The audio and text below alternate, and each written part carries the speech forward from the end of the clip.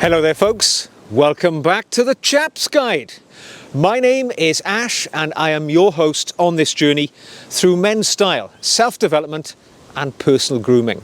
Now, it is fair to say that sartorial elegance does not come cheaply. In fact, to look the best, to wear the best quality clothing can come with a crushing price tag. However, that is not to say that ordinary people like you and I with a standard income are excluded from dressing to the highest level. It just takes a little bit of understanding, some preparation and maybe a little knowledge which will help us find sartorial treasures at a very approachable price point. So today I'm going to share with you my 5 tips on how I have filled my wardrobe with sartorial treasures, the likes of which would break any ordinary man's bank. But I have done so for beer money. So, let us begin. Now, my first tip for you, and probably the one which will yield the best financial results for the intentionally well-dressed man, is to hunt for your signature pieces outside of their traditional season of wear. Because, you know, take my overcoat here that I'm wearing right now. This is a Brook Taverner overcoat. That's a British traditional tailor's. It's been in existence for way over 100 years. They make high-end quality clothing. And this is a wool cashmere blended overcoat. It's absolutely luxurious. I'll tell you how much I paid for it in a moment. But I bought it at the time of year when everybody was selling off their overcoats. I bought it not very long ago, in the transition between winter and spring here in the UK, when many people were auditing their wardrobes, getting ready for the spring and summer seasons, and they were looking at the garments which they hadn't worn for quite some time. Overcoats, they've largely fallen out of fashion recently. People are choosing these down and puffer jackets as an alternative to the traditional, much smarter, and I would say much more effective overcoat. So they've been selling them off, and people, well, they don't like giving things away, so they list them on eBay. And that's exactly where I found this Brook Taverner cashmere overcoat. I placed a bid. I was the only bidder, and I bought this overcoat, which would have cost hundreds and hundreds of pounds, for 20 British pounds. In effect, the equivalent of about 3 pints of beer or 4 cups of coffee in a coffee shop.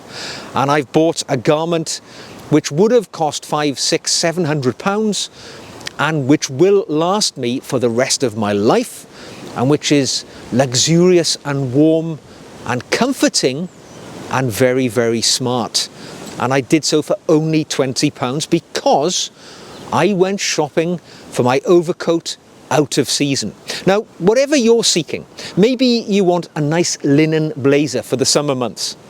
The time to buy is in the autumn, when people are putting away their linen blazers. The summer is gone, they're not going to wear them for a long time, and they're thinking, I don't know, I'm fed up with this one, it doesn't fit me anymore, I'm going to list it. And nobody is buying linen blazers in November, so you can get it for an absolute steal. It's the same principle as if you are like my son. My son is getting ready for a skiing holiday next winter. So right now he's scouring eBay to buy skiing equipment because the ski season is about to end. So everybody is selling off their currently trendy ski kit. So my son is buying it for an absolute song instead of paying top dollar. So buy your signature items out of season and you will save a fortune and find yourself wearing around treasure which could not ordinarily be within your price point. Now, my next tip for you is an extension of the same principle really, although my number 1 tip was all about buying things pre-owned using auction sites like eBay or Vinted. My second tip is an extension of that ideology, but into the retail world, because many retailers will be selling off all of their last season's equipment and clothing, often at absolute knockdown prices. And that's particularly the case if you target manufacturers who make items which are specific for a certain time of year. So one area which I'm always big on is targeting knitwear. I really love high quality knitwear, but it can be really expensive. Now at this time of year, and I'm filming this in March, so it's the beginning of spring here in the United Kingdom, all of the manufacturers and retailers who specialize in winter clothing, so knitwear and the like, they are clearing their decks. They're getting rid of all of their stock from last season to make room for all of the new stuff which will start to come out in autumn and winter in the forthcoming year. So now is a time to really get in there and make a killing on those prices. And even more so if you can get yourself along to one of the factory stores where they will be brutally slashing the prices just to get things out of their warehouses. So think in exactly the same way as we do with pre-owned, buying out of season. As the season ends in the retail world, the manufacturers and retailers just want to get rid of their stuff. So that is the time to register on their websites, so that you're made aware, so that you're notified when they're having their absolute rock bottom sales, and you can close in and make some fantastic savings. Now my third tip for you is a little something called knowledge, because that is what's going to make all the difference when it comes to buying king quality items for a pauper's amount of money. Most people think that getting a really good deal on something like eBay, or maybe finding something wonderful in a charity store or a thrift store, comes down to blind luck. But not at all. My experience suggests that it is knowledge which allows me to buy the greatest items at the lowest prices. I'll give you an example. I was visiting a town the other day on a business purpose, and whilst kicking my heels at lunchtime around the town, I walked into a charity store and I was looking through some of the clothing which was lined up in the rack. I noticed a shirt.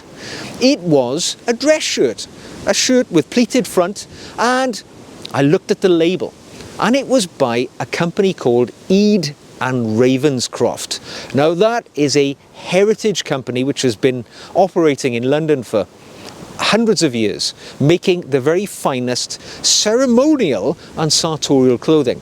Now I knew that shirt had a retail price of around about 200 British pounds. It was made of absolutely exquisite materials and it was expertly manufactured.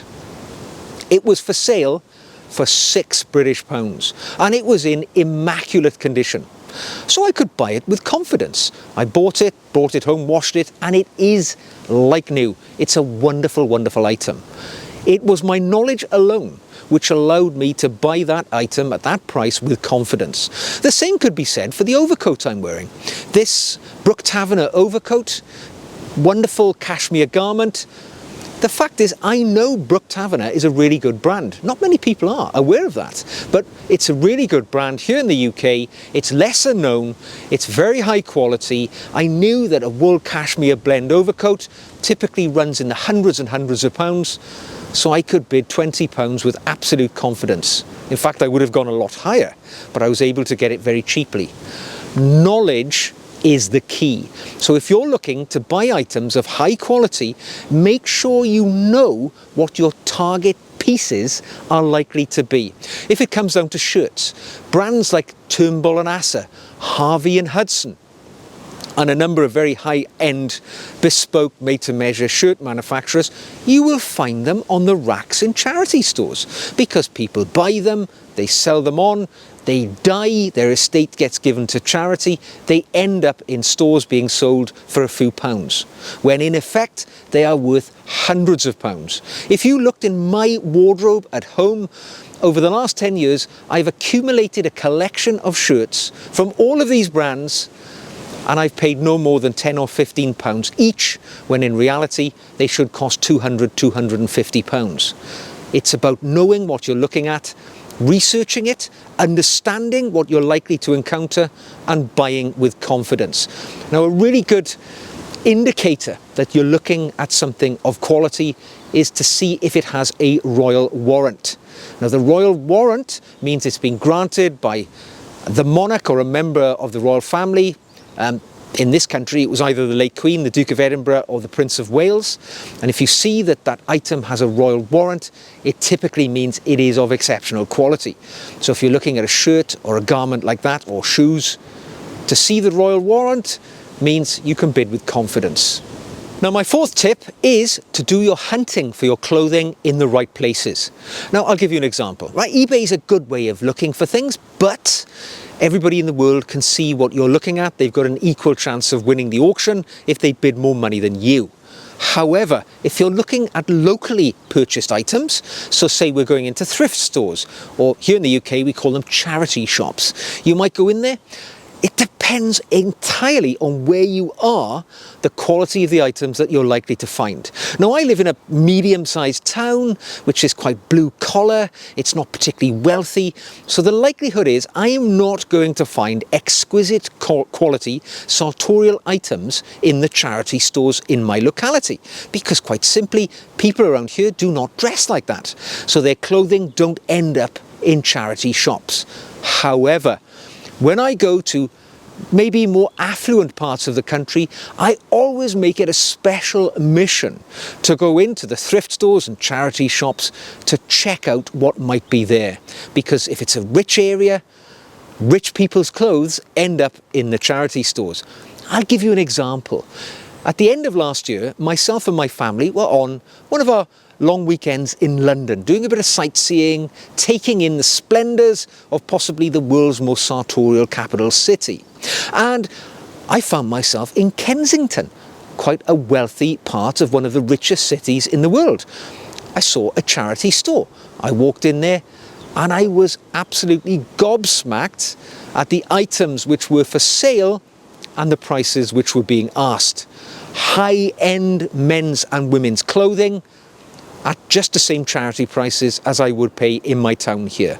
I bought a silk handmade Dunhill tie for, I think it was around about £10. My wife bought a pair of expensive ladies' high-heeled shoes. I think they were £15. She was overjoyed because those shoes cost hundreds and hundreds of pounds. One thing I did notice, I learned something valuable. I noticed that the racks were full of Hugo Boss clothing, and it all looked brand new. So I said to the sales agent, "What's the deal with all the Hugo Boss clothing?"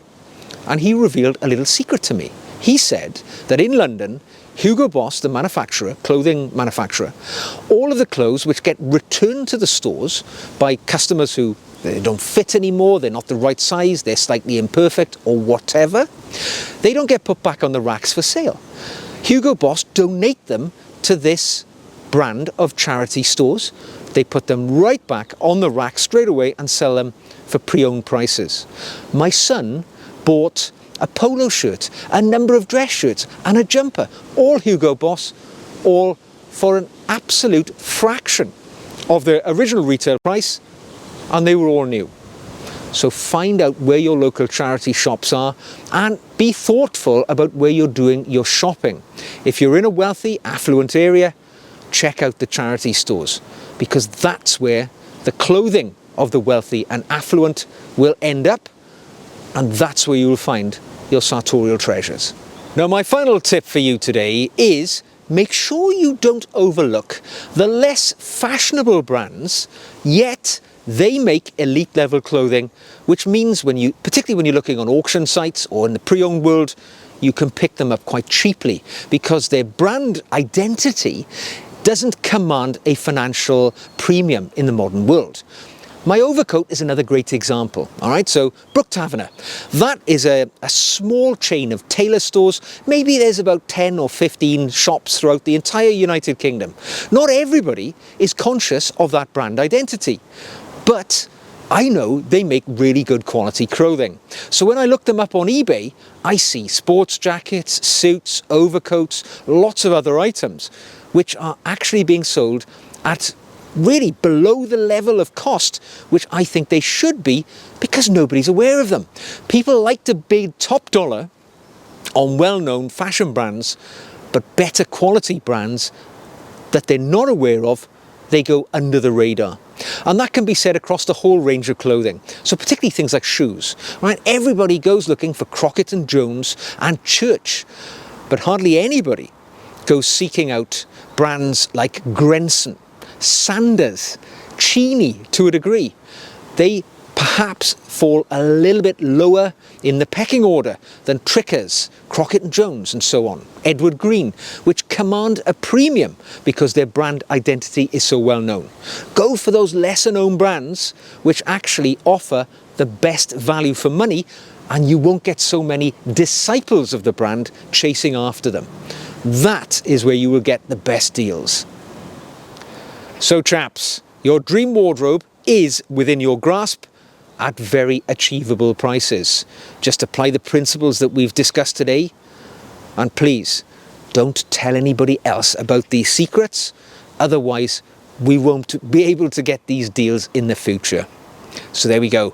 I hope you've enjoyed this video. If you have, give it a thumbs up.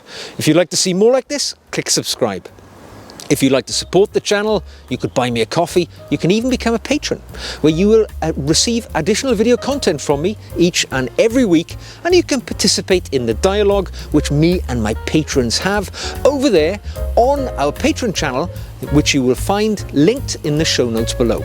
So until the next time, take care, dress well at approachable prices, and I will see you again very soon.